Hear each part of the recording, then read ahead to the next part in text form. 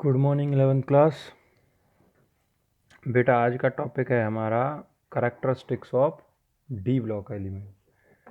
देखो हमने P block के करैक्टरिस्टिक्स पढ़े हैं, एस ब्लॉक के पढ़े हैं और आज टर्न है डी ब्लॉक का।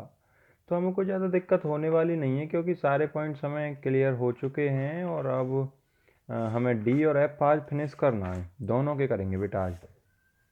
तो हमारे पास सबसे पहले डी ब्लॉक एलिमेंट है और डी ब्लॉक एलिमेंट है तो डी ब्लॉक के जनरल करैक्टरिस्टिक्स पढ़ रहे हैं हम। अच्छा, डी ब्लॉक के करैक्टरिस्टिक्स पढ़ने के लिए हमें सबसे पहले किसका पता होना चाहिए कि डी ब्लॉक एलिमेंट होते कौन कौन से हैं।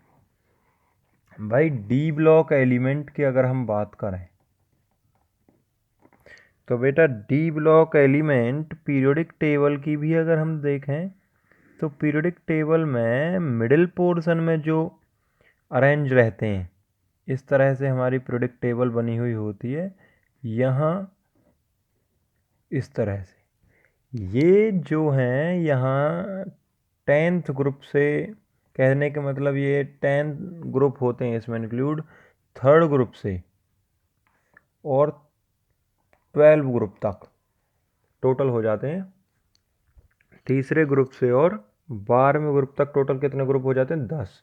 जर्नल फॉर्मूले की अगर बात करें n-1 डी 1 to 10 और ns 0 से 2, ये इसका जर्नल इलेक्ट्रॉनिक कॉन्फ़िगरेशन है। अगर हम देखें तो इसकी प्रॉपर्टीज़ को लेकर थोड़ा सा, जैसे हमने एस ब्लॉक और पी ब्लॉक दोनों पढ़े हैं, तो एस और पी ब्लॉक के मिडिल की कंडीशन होती है क्योंकि मिडिल में होते हैं। जैसे हम बात करें, they are good conductor of heat and electricity, पहला ही पॉइंट है, दे आर गुड कंडक्टर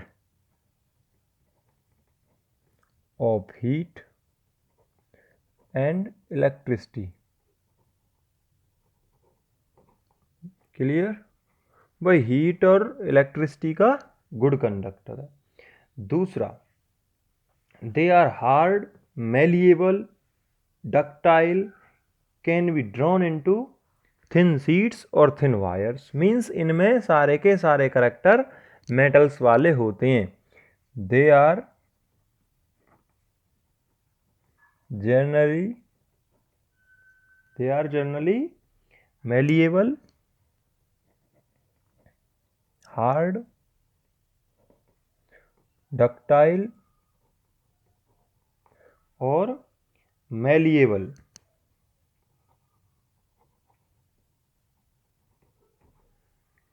ठीक है, तो ये कैसे हैं? हार्ड होते हैं, मेटल्स की तरह ही डक्टाइल होते हैं और तुम्हारा मेलिएबल होते हैं। इसके बाद है their ionization enthalpy are between then those of the s block and p block. बेटा थर्ड पॉइंट को समझने की जरूरत है। Their ionization enthalpy is in between those of the S block and P block element. कहने का मतलब है कि S से तो इनकी आयनाइजेशन एनर्जी क्या होती है? कम और ज़्यादा, और P ब्लॉक से क्या होती है? कम। तो यहाँ पर हम क्या करेंगे? S, D और P आयनाइजेशन एनर्जी का अगर हम पैटर्न लिखना है तो ये पैटर्न आएगा, क्योंकि डाउन द ग्रुप साइज होता है increase, left to right size होता है डिक्रीज। जिधर की तरफ साइज डिक्रीज होगा उधर की तरफ क्या होगा? बॉन्ड स्ट्रॉन्ग होंगे और आयनाइजेशन एनर्जी ज़्यादा होगी। फोर्थ पॉइंट हमारा क्या है? अगर आयनाइजेशन एनर्जी समझ नहीं आया तो पूछ लेना। दे शो वेरिएबल ऑक्सीडेशन स्टेट, दे show variable oxidation state. Variable oxidation state का क्या मतलब बेटा? ये +2 से लेकर +3 +4 +5 +6 +7 अप टू +8 तक शो करते हैं। जैसे हमारे पास +7 मैग्नीज तुमने एलिमेंट पढ़ा होगा 25, तुमने रुथियम पढ़ा होगा, इरिडियम पढ़ा होगा, ओस्मियम पढ़ा होगा। ओस्मियम, इरिडियम, इन सब की जो ऑक्सीडेशन स्टेट है वो 7 और 8 के अप्रॉक्स होती है। Mn+ शो करता है +7, रुथियम +8, ओस्मियम +7 +8, इरिडियम +7, ये हैं। तो ये ऐसे ट्रांजिशन एलिमेंट है जिनकी ऑक्सीडेशन स्टेट हाईएस्ट होती है अपने अपने पीरियड्स में। अब इसके बाद है they form both ionic as well as covalent compound. They form ionic as well as covalent.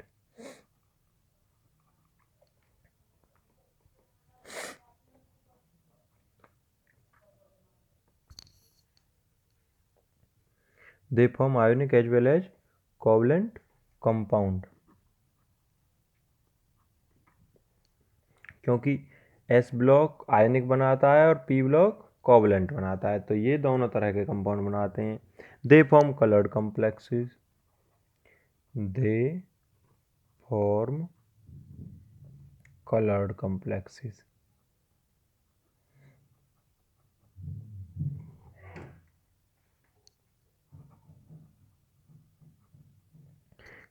इनके जो कंपाउंड होते हैं वो लाल, पीले, हरे, गुलाबी मीन्स कलर्ड होते हैं, वाइट नहीं होते।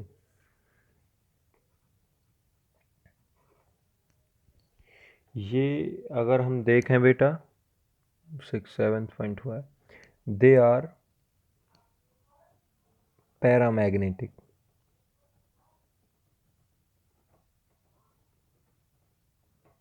In nature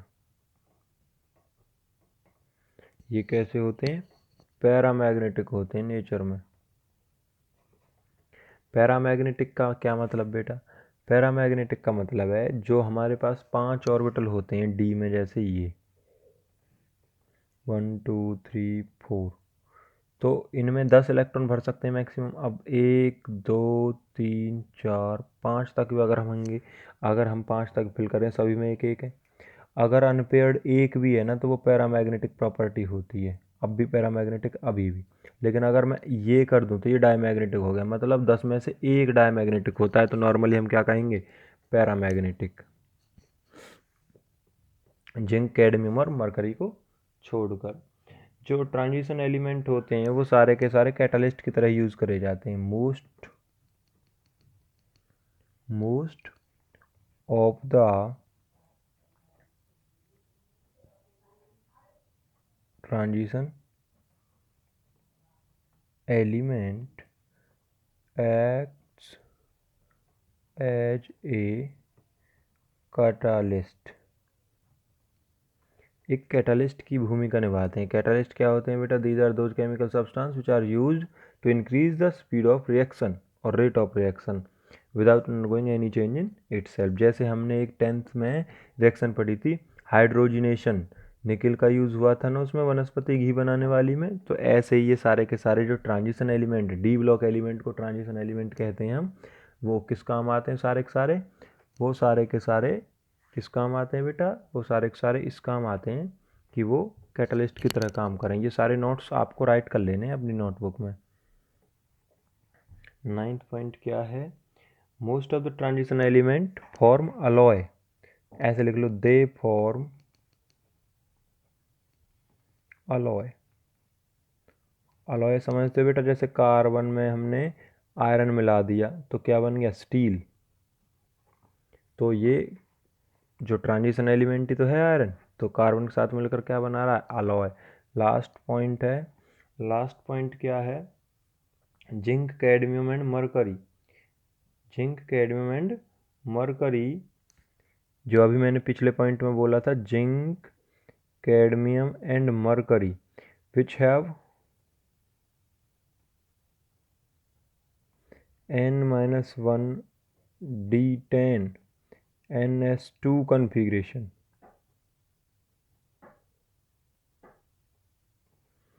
are not transition are not included in the transit do not show most of the property of transition element, इस तरह से लिख सकते हैं, do not show most of the properties of transition element. क्योंकि बेटा transition element, सुनो पहले मेरी बात, ट्रांजिशन एलिमेंट होते हैं n-1 D1 to 9 जिनका कन्फिग्रेशन हो और ns2 हो। अगर हमारे पास सेकेंडियम की बात करें तो वहाँ पर जब कन्फिग्रेशन करोगे आप 4s2 और 3d1 आएगा। ऐसे ही कन्फिग्रेशन करते करते कॉपर तक भी आप जाओगे तो 4s2 और 3d9 आता है। अगर 1 से और 9 तक भरे हुए हैं डी में तो वो ट्रांजिशन में आते हैं। लेकिन अगर डी में 10 आ गई, जैसे अगर मैं इससे बाद जिंक की बात करूँ तो 4s2 3d10 आ गए बेटा, तो ये एलिमेंट इस 10 की वजह से ट्रांजिशन नहीं है, ये केवल क्या है, डी ब्लॉक है। अब एक क्वेश्चन आ जाता है ऐसे ही, इसका आंसर आप लिखोगे, अगर आपको समझ आ गया होगा तो आप लिख दोगे, Y all transition element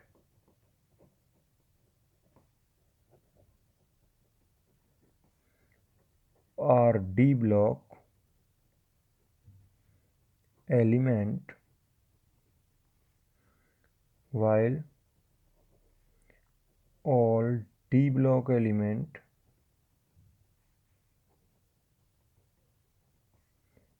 are not transition।